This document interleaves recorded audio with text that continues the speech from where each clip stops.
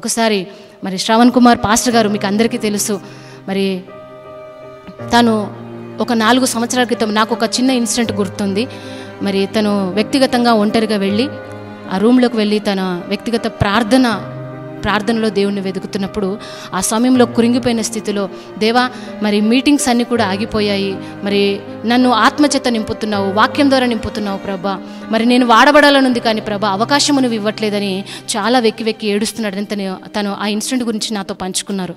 అయితే ఆ సమయంలో దేవుడు మరి ప్రార్థనలో తను ఉన్నప్పుడు దేవుడు తన స్వరమును వినిపించి ఒక మాట మాట్లాడుతున్నాడు. ఇప్పుడు నీ ముందర ఉన్న మొబైల్ ఏదైతే ఉందో, ఏ ఫోన్ అయితే వస్తుందో, ఏ ఫోన్ కాల్ అయితే వస్తుందో ఆ ఫోన్ నువ్వు లిఫ్ట్ చెయ్యి, హల్లెలూయా, ఫోన్ లిఫ్ట్ చెయ్యి అని చెప్పినప్పుడు మరి తను కూడా దేవుడితో ఒక మాట అడుగుతూ ఉన్నాడు. ప్రభా మరి ఇప్పుడు నాకు ఏ ఫోన్ వచ్చినా కూడా, మొట్టమొదటిగా అడిగినాడు, నాకు ఏ ఫోన్ వచ్చినా కూడా ప్రభా అది పరిచర్యకు సంబంధించిందే కావాలి ప్రభా అన్నప్పుడు దేవుడు కూడా తనతో మాట్లాడుతున్నాడని తను చెప్పాడు. ఏంటంటే ఇప్పుడు ఏ ఫోన్ వచ్చినా కూడా నువ్వు కాల్ లిఫ్ట్ చెయ్యు, నేను బ్లెస్ చేస్తా అన్నప్పుడు తను విశ్వాసముతో ప్రార్థన చేస్తుండగా ఆ గంట సమయంలో, ప్రార్థన ముగించే సమయంలో ఒక ఫోన్ కాల్ రావడం జరిగింది.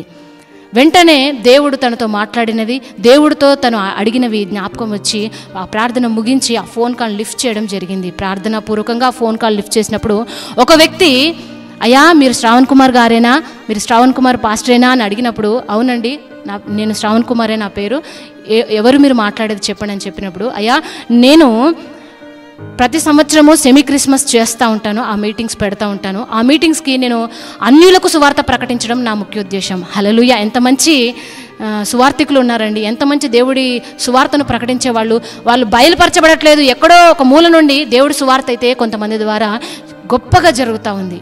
అయితే అన్యులకు ప్రకటించాలని నాకు ఆశ ఉంది. చుట్టూ అపార్ట్మెంట్స్ ఉన్నాయి, మధ్యలో ఒక స్థలం ఉంది, ఆ స్థలంలో నేను మీటింగ్ పెడతాను.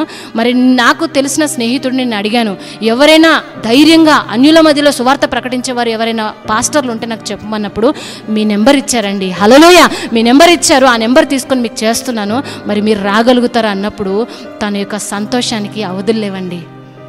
ఎందుకంటే చెప్పి దేవుడు కార్యం చేశాడు. మరి ఇలా చేస్తాడంటే ఇది మా స్వ అనుభవము నేను మీ ముందుకు తీసుకొస్తున్నానండి. మరి తాను వ్యక్తిగతంగా దేవుని యొద్ద మొరపెట్టి ఆ రోజు ఆ యొక్క మీటింగ్ని పొందుకున్నప్పుడు అక్కడికి వెళ్ళి పరిచర్య చేసి వచ్చినప్పుడు చుట్టూ అపార్ట్మెంట్స్, గొప్పగా మీటింగ్ జరిగిందండి. అన్యులకు అసలు యేసుప్రభు అంటే ఏంటి అనే విషయాన్ని తెలియపరిచి, ఆయన రక్షకుడని, ఆయన రాబోతున్నాడని, ఆయన మన కొరకు పుట్టి ఉన్నాడని, ఆయన మన కొరకు చనిపోయాడని ప్రతి విషయాన్ని విపులంగా చెప్పేసి అక్కడ వచ్చినప్పుడు ఎంతో తృప్తి. హల్లెలూయా, మరి అడిగి పొందుకుని, అందుకనే వాక్యం ఉంది, అడుగుడి మీకు ఇవ్వబడను, వెదకుడి మీకు దొరకను, తట్టుడి మీకు తీయబడను. ఎన్నో అనుభవాలతో ఈరోజు పరిచయలో మేము నిలబడగలిగి ఉన్నామండి. మరి దాన్ని బట్టి మేము ఈ విధంగా దేవుని సువార్తను ప్రకటించడానికి మరి నిలబడగలుగుతున్నాం. ఈరోజు ఆయన పక్షపాతి కాదనే విషయాన్ని మీకు చెప్పగలిగే స్థితిలో నేను ఉండగలిగాను. మరి మీరు కూడా విశ్వాసంతో ఉండండి, ప్రార్థన చేయండి. ప్రార్థన చేసినప్పుడు ఆశగల ప్రాణాన్ని తృప్తిపరిచే దేవుడు ఈరోజు నువ్వు ఏ ఆశతో ఉన్నావో, ఏ దప్పికతో ఉన్నావో, ఏ ఆకలితో ఉన్నావో, ఏ అవసరంతో ఉన్నావో దేవుడికి వివరించు, దేవుడు కార్యం చేస్తాడు.